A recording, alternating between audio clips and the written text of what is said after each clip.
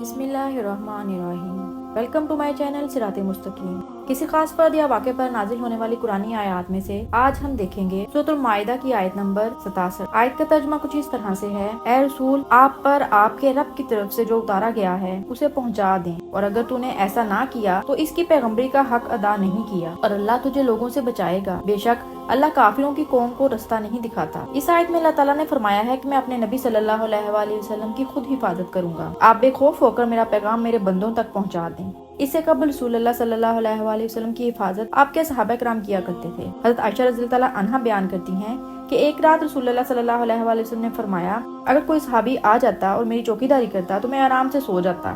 اتنے میں ہتھیاروں کی آواز سنائی دی۔ آپ صلی اللہ علیہ وآلہ وسلم نے پوچھا، کون ہے؟ جواب آیا، میں سعد بن مالک ہوں اور آپ کی چوکیداری کرنے آیا ہوں۔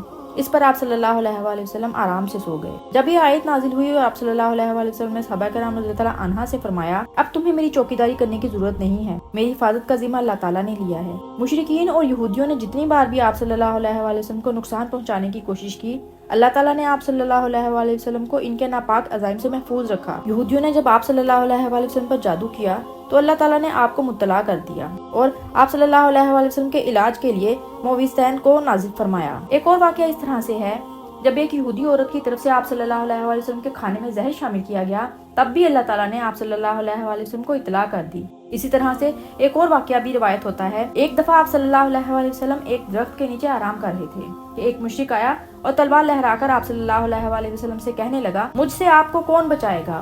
آپ صلی اللہ علیہ وآلہ وسلم نے فرمایا کہ اللہ تعالیٰ۔ یہ سن کر عرابی کے ہاتھ کانپنے لگے، تلوار ہاتھ سے گر گئی اور اس کا سر درخت سے ٹکرایا اور وہ پاش پاش ہو گیا۔ یہ روایت ابن کثیر میں موجود ہے۔ ایک اور واقعہ اس طرح سے بیان ہوتا ہے، ایک دن آپ صلی اللہ علیہ وآلہ وسلم کھجور کے باغ میں کنواں پر تشریف فرما تھے کہ بنو نجار کا ایک آدمی آیا اور آپ صلی اللہ علیہ وآلہ وسلم سے باتیں کرنے لگا۔ اچانک اس نے تلوار نکالی اور آپ صلی اللہ علیہ وآلہ وسلم پر حملہ کرنے کی کوشش کی۔